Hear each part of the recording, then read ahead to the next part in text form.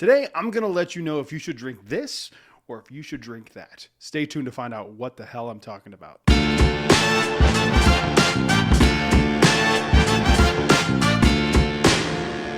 Hello everyone, welcome back to Brad's Bourbon Reviews. I'm Brad, and today I had an idea for a video that's a little different outside of a review or like a top 10 or anything like that. This video came to me when I was talking to a friend of mine about if you can't find this, then drink this. I was like, this is a perfect idea for a video.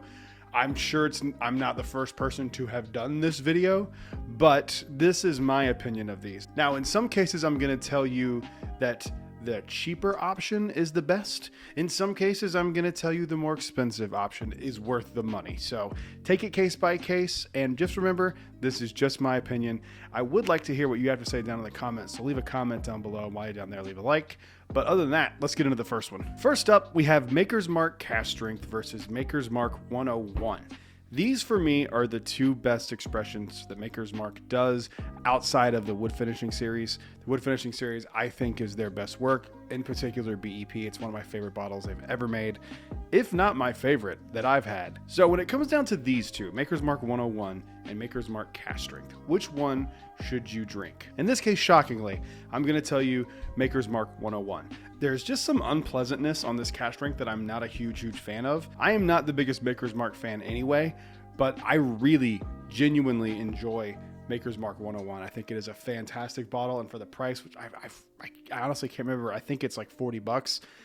If I remember correctly, it is comparable to Maker's Mark Cask Strength. So even if it's a little more expensive or if it's a little less, it's more of a plus. But if it is the same price or a little more, I would tell you to reach for the Maker's Mark 101. It's just a little bit better. It's along the same lines for me of Blanton's Gold is just better than Blanton straight from the barrel. For whatever reason, the proof point that they bottle it at just works for it. And I feel that same way about this bottle of Maker's Mark. So drink Maker's Mark 101, not Maker's Mark Cask Strength. Moving on to the next one here, we have Jack Daniel's Old No. 7. I don't have any other bottles other than the McLaren bottle right now. And the Jack Daniel's Bonded. One is around $25 for a 750. One is around $28 to $30 for a 700 milliliter. Even taking all that into account, I'm still telling you, Jack Daniel's Bonded.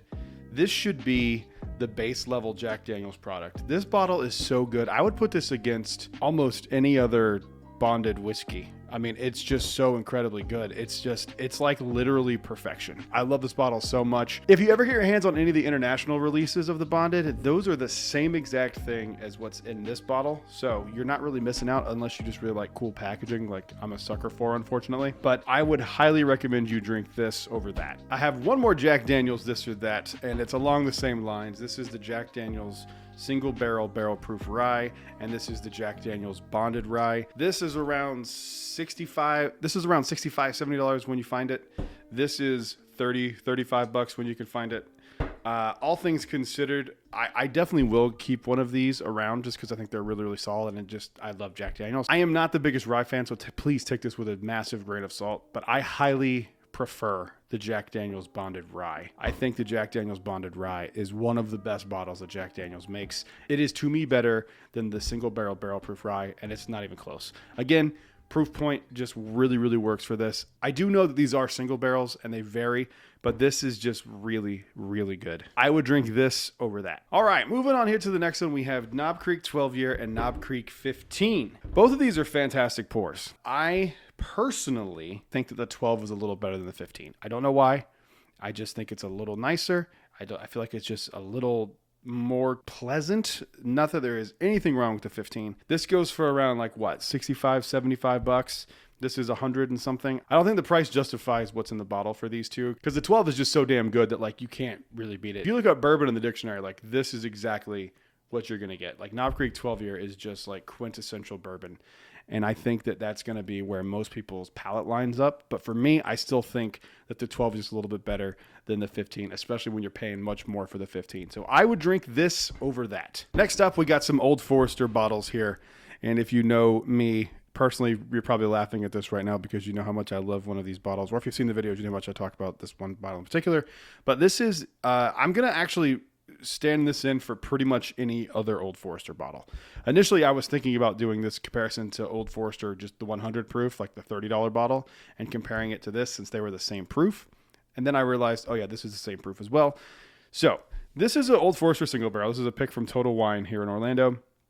100 proof, and this is the Old Forester Whiskey Row Series 1897 bottled and bond. And which one would I pick? For me, it is no contest. No contest at all. It goes to the 1897. I get a nice green apple and oak note.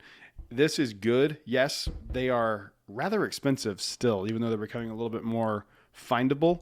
And I don't think that you're going to get as much out of this as you will this. Granted, these are single barrels, so they do vary, and especially with this one being a pick, it's very specific to someone's personal palate. However, I think comparing this to this bottle from Old Forester, or if it's, Old Forester 1910, or if it's Old Forester 1920, I think you're still going to do better with the 1897. It's just that good of a bottle. So I would definitely drink this over that. And last one here for the video, we have a Russell's Reserve 10-year bourbon and a Wild Turkey rare breed. They are within $20 of each other, but I'm going to tell you right now, pay the extra money and get their Wild Turkey rare breed. It is absolutely fantastic. Yes, there's some age to the Russell's Reserve 10-year, but this is just not as good as this. This is just simply not as good. Wild Turkey rare breed is one of the best bourbons on the market, and it has been for quite a long time.